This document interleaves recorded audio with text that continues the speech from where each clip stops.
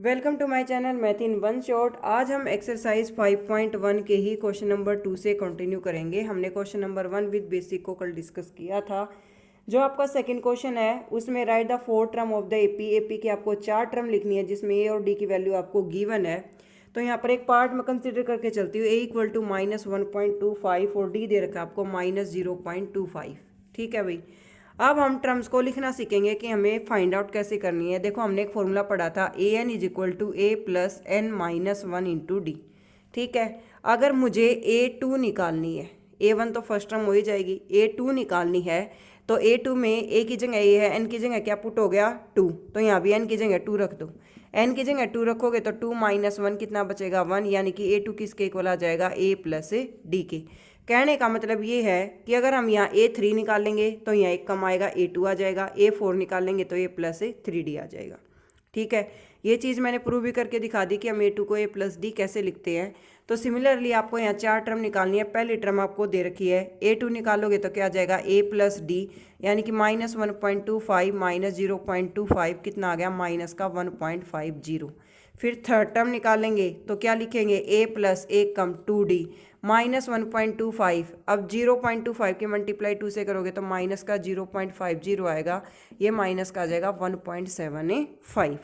Similarly a4 निकालेंगे तो a4 को क्या लिखेंगे a प्लस 3d, यानी कि -1.25 -0.75 तो आ जाएगा माइनस का 2। ठीक है। इस तरीके से हमें इस कंप्लीट क्वेश्चन को सोल्व करना है, जहाँ पर हमें ए एन गिवन है a plus n minus one into D.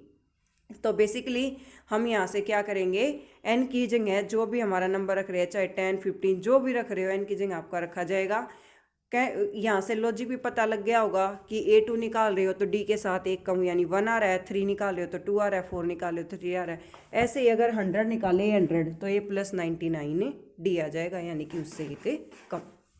Next है भाई क्वेश्चन नंबर 3। क्वेश्चन नंबर 3 में आपको डी फाइंड आउट करना है। ठीक है। सीक्वेंस आपको दे रखी है, एक सीक्वेंस है -5 -1 3 और 7, ये है। तो यहाँ पर हम कॉमन डिफरेंस निकालेंगे डी। कॉमन डिफरेंस क्या आता है भाई, a2 माइनस a1। a2 आपके पास -1, ये माइनस आ गई फॉर्मूले की, a1 की वैल्यू है -5, तो -1 माइनस माइनस हो जाएगा प्लस, तो आंसर कितना आ जाएगा आपके पास 4।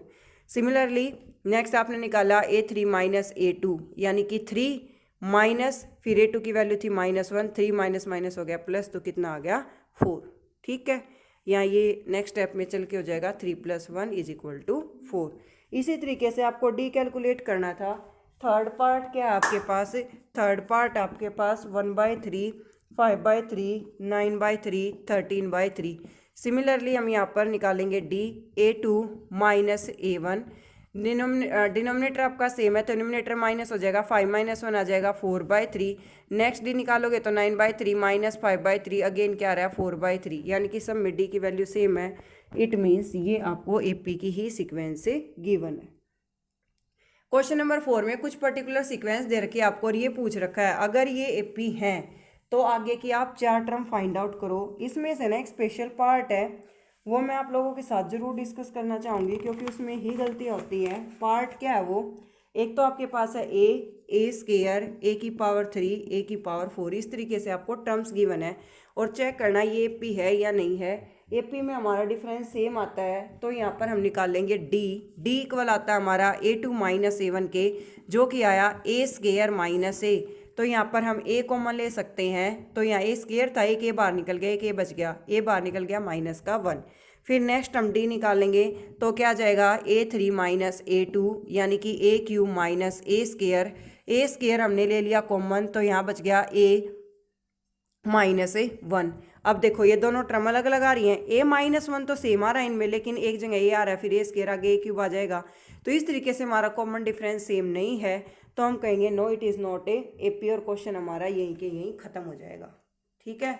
अगर इसके अपोजिट आपको कहता कि आपके पास टर्म कुछ इस तरीके से हैं, एक टर्म जैसे आपके पास a है, 2a है, 3a है, 4a है, ठीक है, तो यहाँ पर जब आप डी निकालते तो 2 - 1 वही क्या बच जाता 1, फिर 3 - 1 क्या बच जाएगा 1। तो यहाँ पर हमारा सेम आ रहा है, यानी कि 1, यानी कि a बचेगा। ठीक है। तो 4 टर्म दे रखे हैं, 5वीं टर्म निकालोगे a5 तो क्या लिखोगे a + 4d, ये लिखोगे ना। तो ए की जगह ए है, डी की जगह बी ए ई आ रहा है, तो कितना आ गया 5a। तो 6 टर्म क्या आ जाएगी 6a, 7 टर्म आ जाएगी 7a। इस तरीके से हम आगे की टर्म भी फाइंड आउट कर सकते हैं। नेक्स्ट जैसे कि आप स्केयर और क्यूब में भी ले सकते हैं। 1 स्केयर 1 3 5 7, ठीक है।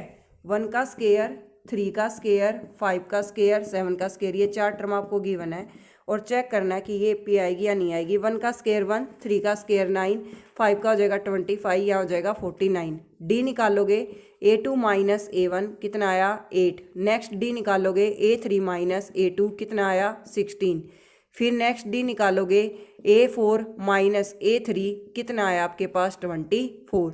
सारा किसी में डी की वैल्यू अलग अलग है तो क्या कहोगे, no it is not A P, कि ये ए पी नहीं है।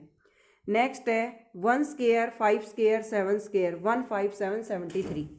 1 स्केयर 5 स्केयर 7 स्केयर और नेक्स्ट है 73। तो यहाँ से 1 5 का हो गया भाई 25, 7 का 49 और यहाँ 73 एज इट इज़। डी निकालेंगे A2 माइनस A1, 25 माइनस 1 कितना आ गया 24। फिर 49 में से 25 को माइनस करोगे अगेन क्या आ जाएगा 24। फिर 73 में से 49 को माइनस करोगे अगेन क्या आ जाएगा 24। यानी कि ये AP है, ये AP है। AP है तो 4 टर्म दे रखी है, 5वीं टर्म निकालेंगे A5 क्या आएगी A प्लस 4D, क्या आएगी A प्लस 4D। ए की वैल्यू क्या थी 1 प्लस 4 इंटू 24, तो ये आ गया 1 प्लस 4 4 जा 16, 4 2 जा 8 एंड 1 9, तो ये कितना आ जाएगा भाई 97 आ जाएगा। फिर A6 निकालेंगे, A6 को क्या लिखोगे A प्लस 5D, यानी कि 1 प्लस 5 इंटू 24, 24 5 जा 120, 120 प्लस 1 आ गया 121। फिर इस तरीके से A7 निकालोगे A प्लस 6D, ए की वैल्यू होगी 1 प्लस 6 मल्टीप्लाई 24, तो ये आ जाएगा भाई 6 4 जा 24 कैरी जाएगी 2, 6 2 जा 12, 12 प्लस 2 कितना हो गया 14, यानी कि 145। इस तरीके से हमें टर्म्स को सोल्व करना है। Thank you so much for watching. For more videos like share and subscribe.